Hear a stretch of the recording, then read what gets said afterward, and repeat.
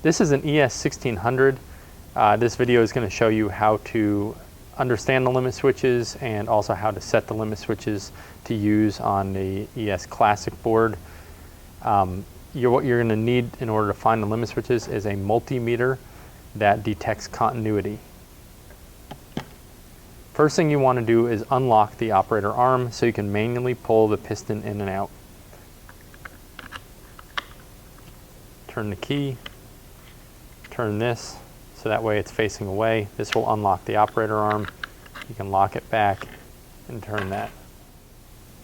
If you open up the bottom of your arm, there's normally a black plastic cap here that you have your wires running through. What you're going to see in here is labeling. You'll see M, that stands for motor. The motor terminals are these first one and the third one. The center one here is skipped. This does not have a wire internally in the arm. You do not use it externally going to the control board. These three terminals are your limit switch terminals, and these are what we're going to be concerned with. Now, wire color does not matter. It's better to look at the inside of the arm and make a note of what wire color is associated to what terminal. You're going to see labels COM, FCC, and FCA. So in my scenario, I would write down I have black and COM, red and FCC, yellow and FCA. Again, the wire colors do not matter. Depending on when you bought the arm, the wire colors can be completely different. Just make a note of what color wire goes in what terminal. COM stands for common. FCC stands for closed limit. I always remember the last letter of the FC ones as closed or open. FCC ends in C, it's the closed. FCA has an A at the end, ajar or open. So FCA is your open limit, FCC is your closed limit, COM is your common for both of your limit switches. It will get used for both of the limit switches when you're doing your testing. Now we're going to find our positioning on our limit switches and make adjustments. On the end of the arm, you're going to find a cap. There's a screw that holds this cap on. It's internally in here. It's a Phillips head screw. Remove that screw and the cap slides off. What you're going to find is labeling FCC and FCA, just like you found in the back of the arm. So the wire that you have wired to FCC would be adjusted with this screw because it's the FCC screw. The wire you have in FCA associates to a limit switch that would be adjusted by the FCA screw. We're going to pick a limit switch to work on first. Since our arm is already retracted, the easiest one to work on is the FCA, which is the open limit switch. Now it's important to note, this is the open limit switch for pull to open. For push to open, this would actually be your closed limit switch. It's basically the limit switch that is here in the retracted position. Internally inside this arm, you have two mechanical switches. One is going to be adjustable out here towards the end of the arm, and as the piston's extended, it triggers this one. This is the one that's associated with FCC, and there's a limit switch in by the base of the arm that's also triggered by the piston, but when the piston is fully retracted, and that is your FCA. So for normal pull to open operation, FCA would be your open, FCC your closed, and that's the way we're going to approach it today. So we're going to work on the open limit switch, the FCA. If you remember, we had written down our wire colors. Black was my common, yellow was my FCA. What we're going to do is take our multimeter. We have it set to continuity. On my multimeter, continuity is indicated by this dot with the sound waves coming off. The reason for this is when continuity is reached, there is a beeping sound that occurs. This is a real easy way to tell if you have continuity. Basically, the device you're checking is connecting the continuity between the two leads of the multimeter, resulting in an audible sound.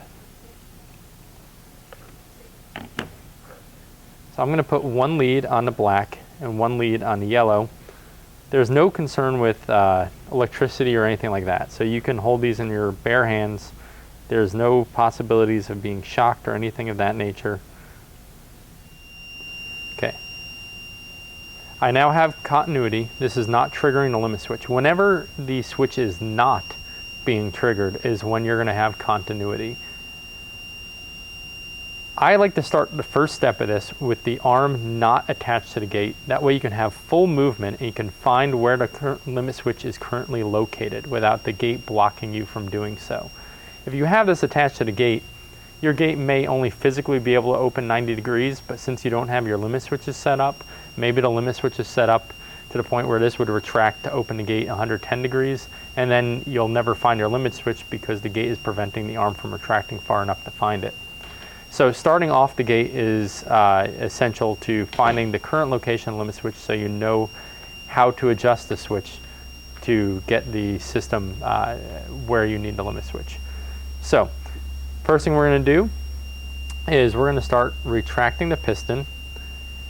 You can do this by just turning it this way, or since it is manually released, if you have two people and two hands, you can just push it in. I'm just going to turn this.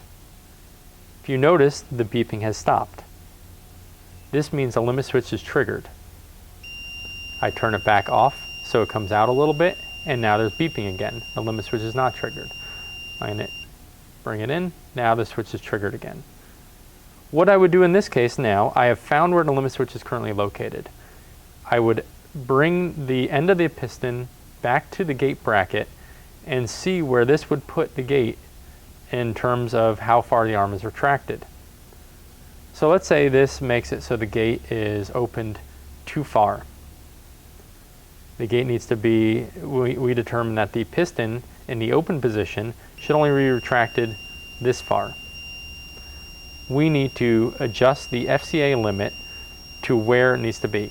Now, the reason I started off the gate is so I know that if this is the position I want to be in, I need to know if the limit switch needs to be adjusted in to reach this or out to reach this.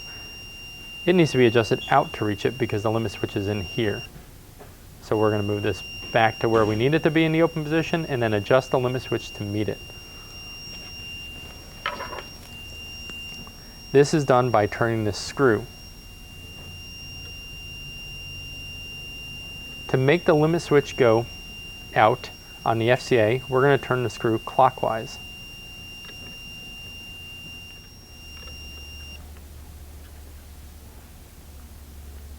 I've turned the screw clockwise until the beeping stopped. Now my limit switch is set to the place where I need my arm retracted to match up with the gate in the open position. I can test to make sure I did everything right and didn't just lose my grip on the wires by turning this again, and now the limit switch is not triggered again, and turn this back. I should be able to move this piston to the gate, reattach it to the gate, and it should be in my ideal open position. Now that I have my open position found, I can do this procedure for the closed position. This is where it comes in handy that you do have it manually released. You just pull the piston out and start making your adjustments. Find the FCC limit switch.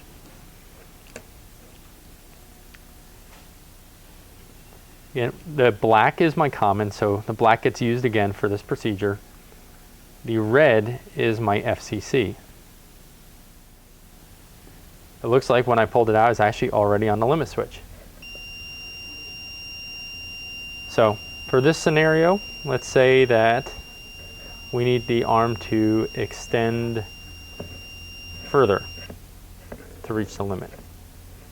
We can turn this out, or extend further to reach the correct closed position. So I've determined that this is the position of my limit switch currently because I have the arm off the gate. I've moved the arm to the gate, to the bracket. I can see where my gate is if the limit switch is set in this position and my gate is not closed far enough. So in this scenario, my gate is not closed far enough. I need the piston to extend out further. So I'm going to extend my piston out to where it needs to be. Now this is ideal for my gate in the closed position, and I'm going to adjust my FCC limit to match this point. To move the limit switch this direction, the FCC limit switch this direction, I'm going to move the FCC screw clockwise as well. Clockwise always moves it down towards the end. So the limit switch in here, as you turn it clockwise, moves this way. This limit switch also moves this way with clockwise turn. Turn the FCC screw.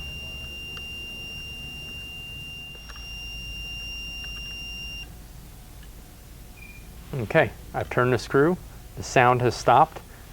Now the current extension of my arm, which matches where the arm would need to be extended to match up with the gate in the closed position, the limit switch is now triggering in that position. So now my limit switches, both the FCC and the FCA, are set to the correct location. Now that the limit switches are set, those are physical settings. We don't have to worry about that electronically. All we have to do is wire the gate opener motor to the control board, and we are good to go.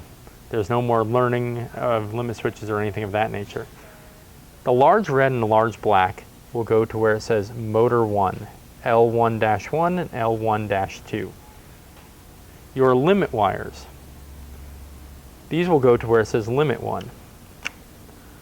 These come off, and on the board you'll notice it says limit 1, but above that there are also terminal labels. OL1, which stands for open limit 1, COM1, which stands for common 1, and CL1, which is closed limit 1. This is where it's important that you wrote down your wire colors in the back of the arm. You remember, black was our common. That would go into center terminal, COM1. Red was our closed limit. That's going to go into CL1. Yellow was our open limit. That's going to go into OL1. One thing of note, if you are doing push to open, and again, push to open is when your piston is retracted in the closed position and extended in the open position, which is opposite from what normal installations are, as for when your gate swings out towards the street instead of in towards your property.